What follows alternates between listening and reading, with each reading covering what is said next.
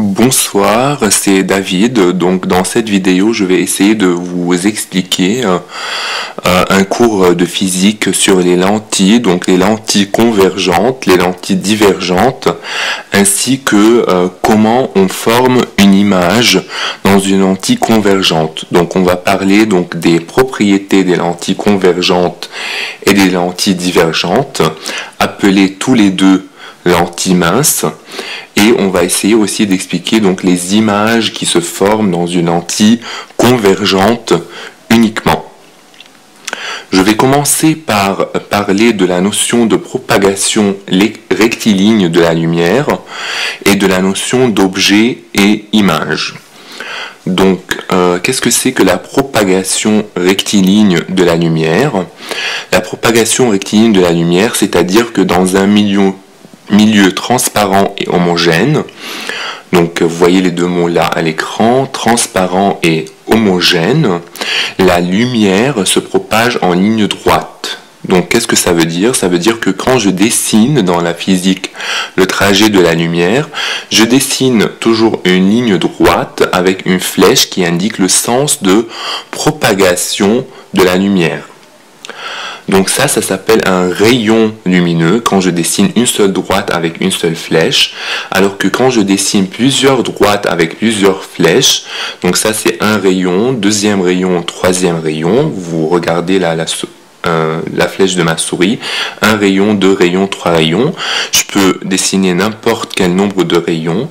L'important c'est que quand je dessine plusieurs rayons, maintenant je suis en train de dessiner un faisceau lumineux. Donc un seul c'est un rayon, plusieurs c'est un faisceau lumineux. Les faisceaux lumineux sont de trois types. Donc le premier type, vous voyez là à l'écran avec ma souris, je l'indique, c'est un faisceau parallèle. Donc les différents rayons, premier rayon, deuxième, troisième et quatrième, sont tous parallèles. Et donc le faisceau, ça s'appelle un faisceau lumineux parallèle. Deuxième type de faisceau, le faisceau lumineux convergent. Dans ce type de faisceau-là, donc si vous regardez, vous allez voir que les différents rayons, ils ont tous la même direction, mais ils vont tous se converger en un seul point, ici. C'est pourquoi le faisceau s'appelle convergent, parce que les rayons convergent tous en un seul point. Le troisième type de faisceau, c'est le faisceau divergent. Ici, c'est l'inverse du faisceau convergent. Ici, donc le faisceau divergent, c'est un faisceau, on part d'un seul point et les rayons, tous les rayons partent de ce point pour s'ouvrir comme un épouvantail. Donc, dans le faisceau convergent, on converge en un seul point. Dans un faisceau divergent, on part d'un seul point et on diverge dans toutes les directions. Maintenant, je vais parler de notions d'objet et image. Donc, vous voyez là à l'écran, objet et image. Donc, dans cette partie, je vais parler de objet réel et image réelle. Donc, un objet, c'est l'objet qu'on a dans la main et qu'on veut voir son image dans un système optique. Par exemple, moi, je suis l'objet. Si je me regarde dans un miroir, je vais voir mon image dans le miroir. Donc, l'objet, c'est ce qu'on voit et l'image, c'est ce qu'on voit après avoir traversé le système optique. Donc, si moi, je me regarde dans un miroir, moi, c'est l'objet et dans le miroir, je vois mon image. Cet objet, il peut être réel ou virtuel et cette image peut être réelle ou virtuelle. L'objet, donc, il est réel si tous les rayons convergent vraiment en cet objet. Donc, si ce point-là, ce point jaune, c'est mon objet, donc les rayons, on les regarde, ils convergent tous en ce point-là, ils se rencontrent tous en ce point-là, donc l'objet est réel. Pour l'image aussi, si les rayons tous se rencontrent dans le point image, si ce point jaune c'est l'image, si tous les rayons se rencontrent dans cette image-là est réelle. Généralement, les objets et les images réelles sont en dehors du système optique, donc à l'extérieur du système optique. Si le système optique c'est le miroir, donc l'objet est réel et l'image est réelle si je suis en dehors du miroir. Donc si je regarde dans le miroir, je vois une image. L'image dans le miroir est virtuelle parce qu'elle se trouve dans le miroir, à l'intérieur du miroir, c'est-à-dire dans le système optique. Donc un objet et une image sont réels s'ils sont à l'extérieur du système optique, comme ces deux points jaunes là. Cet objet et cette image sont réels parce qu'ils sont à l'extérieur du système optique. Deuxième chose, ils sont réels parce que les rayons se rencontrent vraiment sur l'objet et sur cette image. Et troisième chose, on peut alors les recueillir sur un écran. Donc cette image, si je la mets sur un écran, je peux la voir sur un écran. Imaginez votre rétroprojecteur dans la classe. Donc le rétroprojecteur, il met des images sur l'écran. Sur l'écran, on voit ces images-là, donc on peut les former sur un écran. Donc les images sur l'écran du rétroprojecteur sont réelles. Trois choses alors, à l'extérieur du système optique, les rayons se rencontrent vraiment et on peut l'accueillir sur un écran. Ça, c'est l'image réelle. Si j'avance vers cette photo-là, donc ici vous voyez pour l'image virtuelle, vous voyez très bien maintenant elle est à l'intérieur du système optique. Les rayons ne se rencontrent pas vraiment, mais moi je les prolonge pour se rencontrer. Donc elle est virtuelle. Et cette image virtuelle, je ne peux pas la former sur un écran.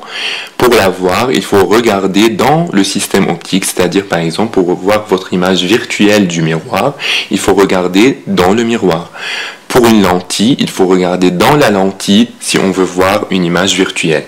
Alors que pour une image réelle, il fallait mettre un écran pour la voir. Pareil pour l'objet, il est virtuel s'il est dans le système optique, si les rayons ne se rencontrent pas vraiment et si il ne peut pas être cueilli sur un écran. Donc je vais avancer. Donc en conclusion, pour regarder si l'image est réelle ou l'objet est réel, il faut regarder si je suis avant ou après le système optique. Donc si le système optique est ici, donc la lentille ou bien le miroir sont ici, le système optique, les points bleus. Si je suis avant le système optique, l'objet est réel et l'image est virtuelle. Si je suis après le système optique, l'image est réelle et l'objet est virtuel. Donc pour avant, objet réel, image virtuelle. Pour après, l'image est réelle et l'objet est virtuel. Donc quand on va étudier la lentille, si j'ai une lentille ici, l'objet avant la lentille est réel, après la lentille, il est virtuel. L'image, elle est virtuelle avant la lentille, elle est réelle après la lentille. Maintenant, je vais commencer par expliquer ces lentilles desquelles je parlais depuis tout à l'heure. Donc, qu'est-ce qu'une lentille? Une lentille, c'est un milieu qui est transparent. Vous voyez, le mot là, je l'indique par la flèche de ma souris. Un milieu transparent et homogène. On a dit donc ces deux propriétés en classe. Et il n'est jamais plan. Il est donc, ça c'est une lentille. Donc, des deux côtés, j'ai une calotte sphérique. Donc, j'ai une sphère de ce côté-là, une sphère circulaire de l'autre côté.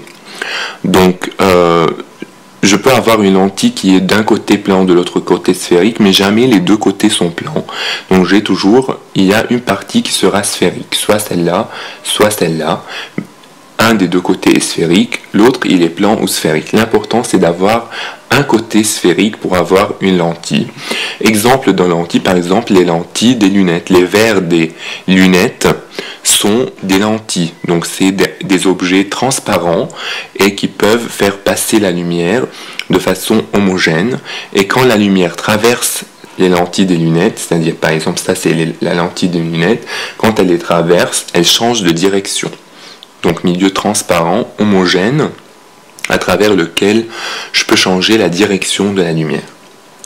Donc pourquoi ce chapitre il s'intitule les lentilles minces? Donc regardez le mot ici, lentille mince.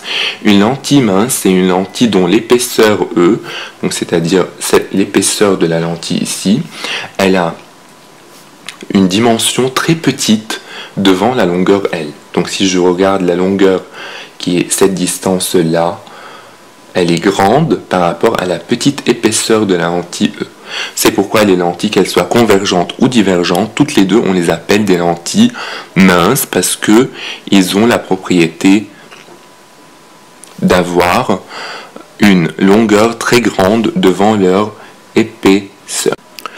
Donc je vais continuer maintenant en expliquant les deux types de lentilles minces, donc les deux types de lentilles dont l'épaisseur est négligeable devant la longueur. Ces deux types de lentilles sont les lentilles convergentes et les lentilles divergentes. Donc au début, je vais commencer par expliquer les lentilles convergentes. Les lentilles convergentes sont des lentilles dont les bords sont minces. Donc si je regarde ici, regardez très bien, le bord de la lentille, il est trop petit devant le centre de la lentille. Donc la largeur au centre est grande devant la largeur sur le côté. Donc du coup, cette lentille, elle s'appelle une lentille à bord mince, à ne pas confondre avec une lentille mince. Les deux lentilles convergentes et divergentes sont minces, mais la lentille convergente est une lentille à bord mince, donc c'est-à-dire son bord est petit devant son centre. Donc voilà les différents types de lentilles convergentes.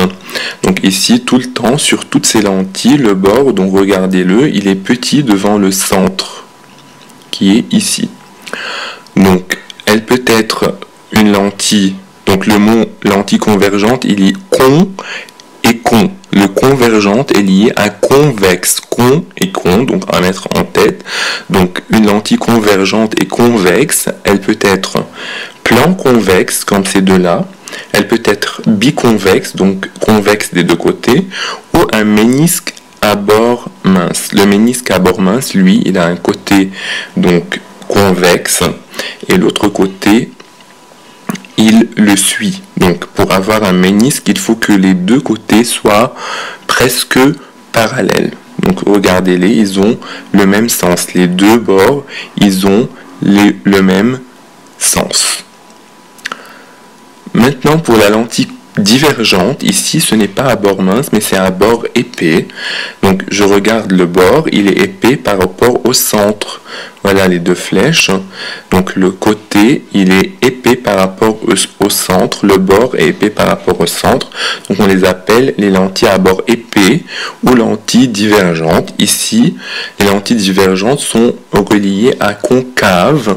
Donc elles sont plan concave comme ces deux-là, donc un côté concave, un côté plan, ou biconcave comme celle-là, les deux côtés sont concaves, ou bien les deux côtés, donc un concave et l'autre il suit la même direction. Donc parce que ici c'est un ménisque, donc les deux côtés suivent la même direction. Donc ici vous voyez très bien que le bord est épais, donc c'est pourquoi le ménisque ici est à bord épais. Dans les lentilles convergentes, le ménisque il avait un bord mince. Donc le ménisque à bord mince c'est une lentille convergente et le ménisque à bord épais c'est une lentille divergente. Donc maintenant comment je schématise ces deux lentilles là. Donc regardez, ça c'est une lentille convergente, donc je la dessine sous forme d'une flèche, mais d'une flèche normale, donc les flèches qu'on connaît. Donc on met une ligne droite verticale avec deux flèches sur le côté, on lui met un centre optique qui est le centre de la lentille, donc on met au centre de cette double flèche un point O qui est le centre de la lentille, et ici on met une ligne droite qui passe par O qui est alors l'axe optique de la lentille ou bien l'axe principal de la lentille. Pareil, la lentille ici divergente, on va mettre la lentille, on va lui mettre un centre optique à son centre et on va mettre une ligne droite qui, elle, va désigner l'axe optique ou l'axe principal de la lentille. Mais pour la lentille divergente, regardez le schéma, donc une ligne droite aussi, mais sur le bord on met une flèche à l'envers et en bas flèche à l'envers.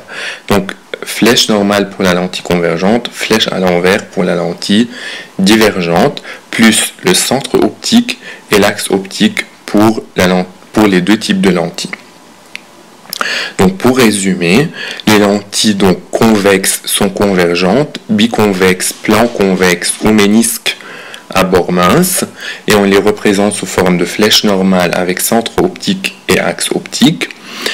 Les lentilles divergentes sont concaves, elles, donc biconcaves, plan concave ou ménisque à bord épais. Et ici, les flèches sur les côtés de la lentille sont à l'envers. Et pareil, on met un centre optique et un axe optique.